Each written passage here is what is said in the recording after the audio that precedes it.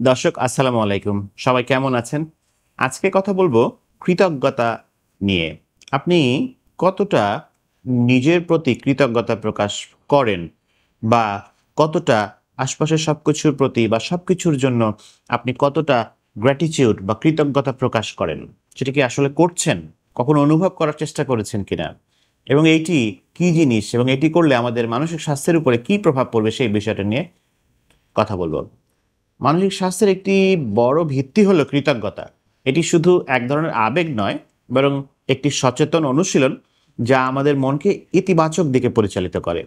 কৃতজ্ঞতা আসলে আমাদের জীবনের ছোট বড় সব আশীর্বাদের প্রতি সচেতন করে তোলে এবং এটি আমাদের সামগ্রিক সুস্থতার উপরে একটা গভীর প্রভাব ফেলে। কৃতজ্ঞতা প্রকাশ হতাশা এবং উদ্বেগ হ্রাস করতে হেল্প করে। কৃতজ্ঞতা অনুশীলন করলে আমরা আমাদের নেতিবাচক যে চিন্তাভাবনা সেটি থেকে বের হয়ে আসতে পারি এবং সেটিকে ইতিবাচক দিকে সরাতে পারি। এই ইতিবাচক মনোভাব আমাদের মস্তিষ্কের যে নিউরোকেমিক্যাল আছে, আমরা বলেছিলাম রাসায়নিক পদার্থ, সেই কার্যকলাপকে প্রভাবিত করে এবং সেটি আবার হতাশা উদ্বেগের লক্ষণগুলিকে হ্রাস করতে হেল্প করে।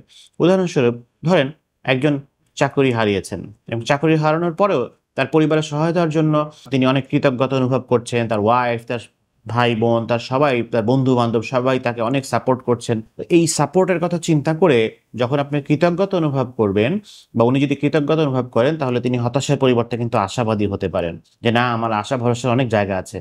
এটি আত্মসম্মান বৃদ্ধি করতে হেল্প করে। এটি আমাদের নিজেদের প্রতি সদয় হতে শেখায়। আমরা আমাদের ভুল ত্রুটি স্বীকার করে নিজেদের ইতিবাচক গুণাবলী এবং অর্জনগুলিকে স্বীকৃতি দিতে শুরু করি। ফলে আমাদের আত্মসম্মান এবং আত্মবিশ্বাস বৃদ্ধি পায়।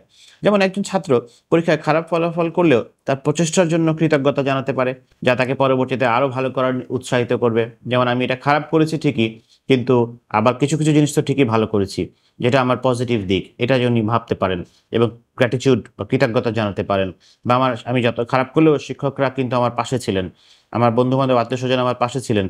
তাহলে তিনি এটাতেও আমার কৃতজ্ঞতা জানানো উচিত। এই কৃতজ্ঞতা জানালে সামনের পথে আগানোর জন্য সাহস পাওয়া যায়। এবার আসি মানসিক স্থিতিশীলতার বিষয়ে। এটি কিন্তু মানসিক মেন্টালি স্টেবল করে, আমাদেরকে স্থিতিশীল করে। এটি আমাদের জীবনের প্রতি একটি স্থিতিশীল দৃষ্টিভঙ্গি গড়ে তুলতে সাহায্য করে। আমরা বুঝতে পারি যে জীবনে উত্থান পতন থাকা স্বাভাবিক। জীবনে আপস অ্যান্ড ডাউনস থাকবে এবং আমাদের সবসময় কিছু না কিছুর জন্য আসলে কৃতজ্ঞতা থাকার মতো বিষয় রয়েছে, এটা আমাদের ফিল করতে হবে। এটি আমাদেরকে মানসিকভাবে শক্তিশালী এবং স্থিতিশীল করে তোলে। কৃতজ্ঞতা জ্ঞাপন এটি কিন্তু ঘুমেরও উন্নতি করে, যাদের ঘুমের সমস্যা রয়েছে। দিনের শেষে আমরা বলি যে কৃতজ্ঞতা চিন্তাভাবনা আমাদের মনকে শান্ত করে এবং আমাদের এই ঘুমের জন্য এটি আমাদেরকে প্রস্তুত করে।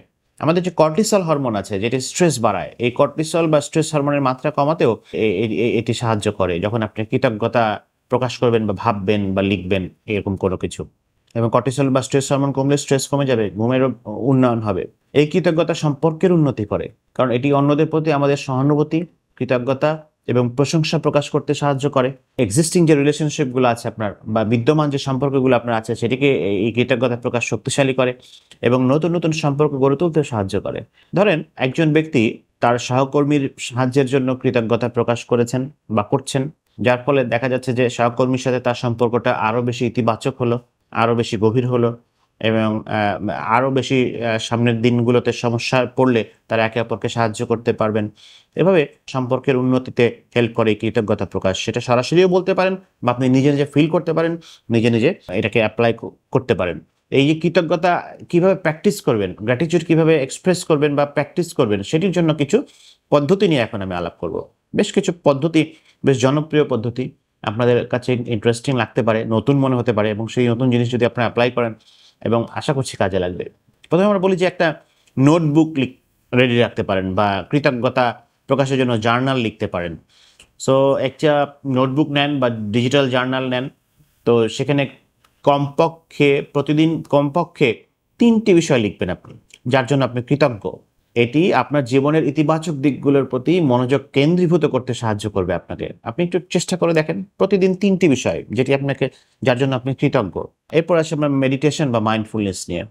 প্রতিদিন কিছু সময় ধরে আপনি খুব শান্তভাবে বসুন এবং আপনার জীবনের ইতিবাচক দিকগুলো নিয়ে গভীরভাবে চিন্তা করুন। আপনার শ্বাসের উপরে মনোযোগ দিন এবং কৃতজ্ঞতার অনুভূতিগুলো অনুভব করার চেষ্টা করেন। এই যেটা মাইন্ডফুলনেস আমি এর আগে শিখিয়েছি আপনাদেরকে। তো অনলাইনে আপনি এরকম অনেক কিছু পাবেন যে গাইডেড গ্র্যাটিটিউড বা কৃতজ্ঞতা মেডিটেশন কিভাবে করা যায় সেটা আপনারা একটু সার্চ করলেই পাবেন। আমরা অনেক সময় কৃতজ্ঞতা চিঠি লিখতে বলি। কাউকে একটি চিঠি লিখুন যাকে আপনি ধন্যবাদ জানাতে চান, এবং এটি কিভাবে আপনার জীবনে প্রভাব ফেলেছে তারা, বা যাকে লিখতে চাচ্ছেন সেটি সুন্দরভাবে বিস্তারিতভাবে বলুন তাকে উদ্দেশ্য করে। তাকে পাঠাতে চাইলে পাঠান, তাকে যদি না পাঠাতে চান তাহলে নিজের মধ্যেও রাখতে পারেন, এটা লিখেও রাখতে মানে জমা করেও রাখতে পারেন, নিজের কাছে রেখে দেন। তো এটাতে দেখবেন কৃতজ্ঞতা প্রকাশ হলো, আপনার ভালো লাগছে। কৃতজ্ঞতার জার, জার বা একটা বোতল ব্যবহার করতে পারেন, বা জার বা কৌটা ব্যবহার করতে পারেন। একটি জারে আপনি ছোট ছোট ছোট ছোট করে কাগজের টুকরো রাখবেন, যেখানে প্রতিদিন মানে প্রতিটিতে একটি করে বিষয় লিখবেন যার জন্য আপনি কৃতজ্ঞ। একটি যখনই মনে হচ্ছে যে এই কোন কোন বিষয়ের জন্য আপনি কৃতজ্ঞ সেটি খালি লিখবেন, লিখে জারের মধ্যে জমা করবেন। যখনই আপনি নিজেকে হতাশ বা উদ্বিগ্ন মনে করবেন, জার থেকে একটি কাগজের টুকরা দেখবেন, মানে বের করবেন, বের করে দেখবেন এবং লেখাটি পড়বেন, আছে এই কারণে আমি কৃতজ্ঞ। দেখবেন মনটা ভালো হয়ে গেছে। এবং পজিটিভ চিন্তা করতে, সামনে অগ্রসর হতে আপনাকে এই জার, এই চিরকুটগুলো সাহায্য করবে। এবং একটা গুরুত্বপূর্ণ বিষয় হচ্ছে যে কৃতজ্ঞতা ভাগ করে নেওয়া যায়। আপনার কৃতজ্ঞতার অনুভূতিগুলো পরিবার, আপনার বন্ধু বা সোশ্যাল মিডিয়ার অন্যদের সাথে আপনি ভাগ করে নিতে পারেন। কিন্তু এটি আপনার চারপাশে ইতিবাচকতা ছড়িয়ে দিবে, একে অপরের প্রতি বন্ধনকে, একে অপরের মাঝখানে বন্ধনকে বাড়িয়ে দিবে, এবং আপনার নিজের কৃতজ্ঞতার অনুভূতিকে আরও শক্তিশালী করবে। আপনার যে চারিদিকে কমিউনিটি এটাকে আরও শক্তিশালী করবে, নেটওয়ার্ককে শক্তিশালী করবে, সবচেয়ে বড় কথা আপনার মনকে শক্তিশালী করবে। সবশেষে বলতে চাই যে কৃতজ্ঞতা আসলে একটি অভ্যাস, প্রতিদিন এটি অনুসরণ করলে আপনি এর সুফল পাবেনই। শুরুতে এটি কঠিন মনে হতে পারে, বিদঘুটে মনে হতে পারে, বিশেষ করে যদি আপনি নেতিবাচক চিন্তাভাবনার প্রতি বেশি আকৃষ্ট হন বা খুব বেশি নেতিবাচক চিন্তাভাবনার মধ্যে ডুবে থাকেন, খুব বেশি বিষণ্ণতা থাকেন, তাহলে একটু ডিফিকাল্ট আসলে। তাহলে আগে ওষুধ খেয়ে ঠিক হতে হবে আসলে, তারপর এটি প্র্যাকটিস করতে হবে। আদারওয়াইজ এটি কিন্তু আপনাকে খুব ভালো ফলাফল দিবে। ধৈর্য ধরে যদি আপনি চেষ্টা চালিয়ে যান তাহলে অবশ্যই আপনি কৃতজ্ঞতাকে আপনার জীবনের একটি অংশ করে নিতে পারবেন। এবং যখনই আপনি কৃতজ্ঞতাকে জীবনের অংশ করে নেবেন, তখন দেখবেন আস্তে আস্তে আস্তে আস্তে আপনার মেন্টাল হেলথ আপনার অনেক ভালো পজিশনে যাচ্ছে, আপনি অনেক শক্ত অবস্থানে যাচ্ছেন, আপনি মানিয়ে নিতে পারছেন ভালো, আপনি সামনে এগিয়ে যাচ্ছেন ভালো, আপনি স্বপ্ন বেশি দেখছেন এবং আপনার স্বপ্নগুলো সফলও হচ্ছে, বাস্তবায়নও হচ্ছে। সবাইকে অনেক ধন্যবাদ, ভালো থাকবেন অনেক। আসসালামু আলাইকুম।